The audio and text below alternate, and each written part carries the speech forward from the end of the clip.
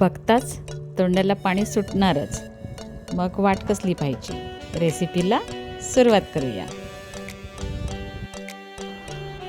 हा बघा, हा मी पापलेट घेतलेला आहे. आता हा मी कापून साफ करून घेत आहे. पहा, इथून जी लाईन आहे ना, इथून आपल्याला हा पापलेट कट करायचा आहे. मी आता हा कापून स्वच्छ धुवून तुम्हाला नंतर दाखवते. दुसऱ्या बाजूने मी ह्या अशा कट मारून घेतलेल्या आहेत. एका साईडने आपण ह्याला हे असं कापलंय आणि दुसऱ्या बाजूला अशा कट मारून घेतल्यात, म्हणजे मसाला आपला चांगला पापलेटला लागेल. आता आपण पापलेटला मसाला लावून घेऊया आणि त्यासाठी मी घेत आहे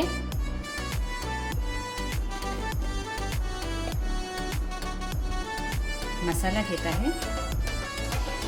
हा माझा घरगुती मसाला आहे.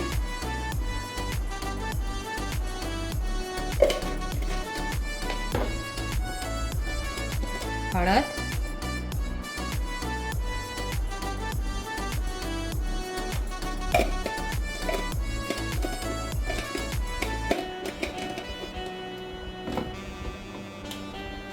मीठ,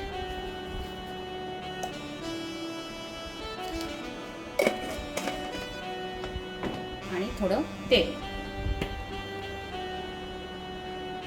तुम्ही तुमचं कुठचंही कुकिंग ऑइल वापरू शकता. आणि त्यामध्ये आता आपण थोडा लिंबाचा रस.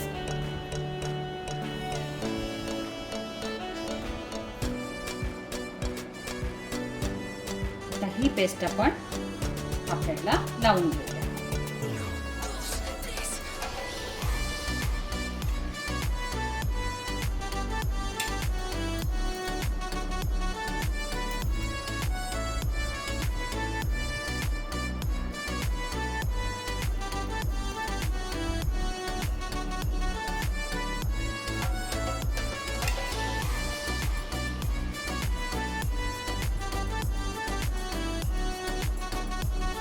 आपला मीठ मसाला लावून झालेला आहे.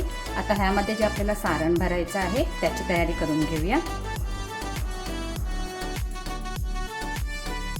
वाटण्यासाठी मी हा एक लांबट कांदा कापून घेतलेला आहे. थोडं लसूण घेतलेलं आहे. आता ह्यामध्ये थोडं तेल घालूया. आलं आणि मिरची आणि ओला नारळ. आपल्याला वाटणामध्ये नंतर कोथिंबीर आणि लिंबाचा रस देखील घ्यायचा आहे आणि थोडं मीठ देखील त्यामध्ये घालायचं आहे.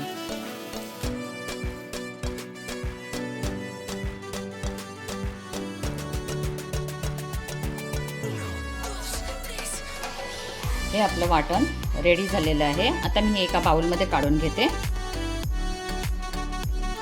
आता मी आपण जे वाटण तयार केलेलं आहे ना, ते मी आता तेलावर परतून घेत आहे. कढई गरम झालेली आहे. यामध्ये घालत आहे मी थोडं तेल,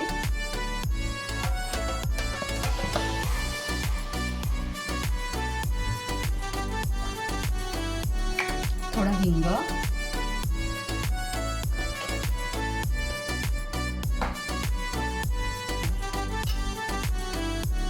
आणि थोडं लसूण.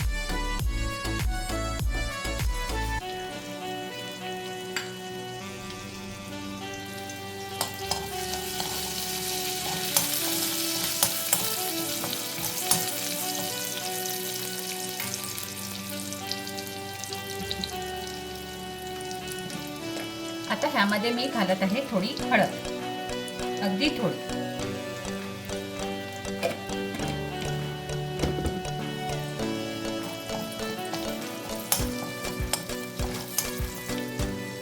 आणि आता ह्यामध्ये घालूया हे वाटण.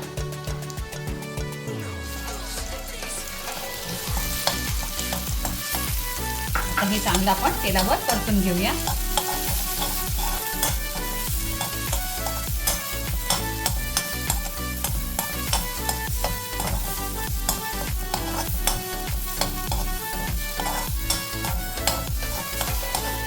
आपण वाटणामध्ये मीठ घेतलं होतं. जर तुम्हाला वाटत असेल की थोडं कमी आहे तर तुम्ही आता देखील ह्यामध्ये थोडं मीठ घालू शकता.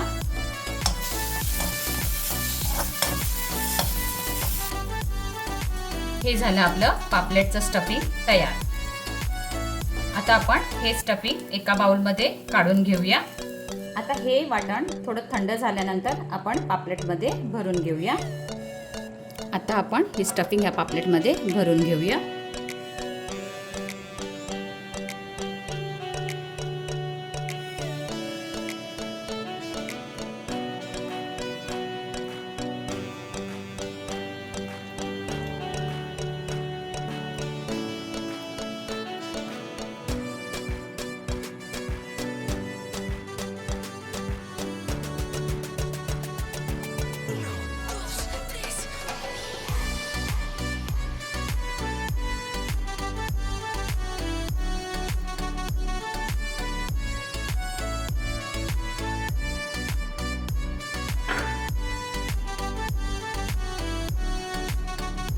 आपलं पापलेट भरून झालेलं आहे।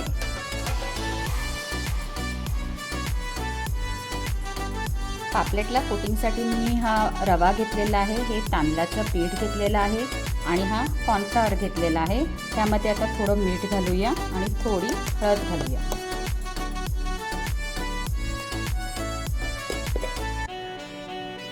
आणि आता हे मिक्स करून आपण ह्याची कोटिंग पापलेटला लावून घेऊया।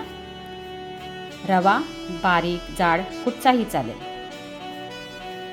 आता ही कोटिंग आपण पापलेटला चांगली दोन्ही बाजूनी लावून घेऊया।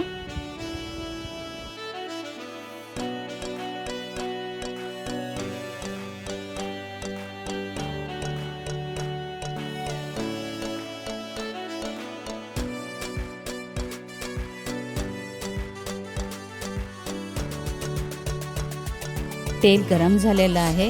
आता हा भरलेला पापलेट आपण मध्यम आचेवर 5 मिनिटं चांगलं तेलावर तळून घेऊया। दोन्ही बाजूने आपल्याला चांगला खरपूस फ्राय करून घ्यायचा आहे।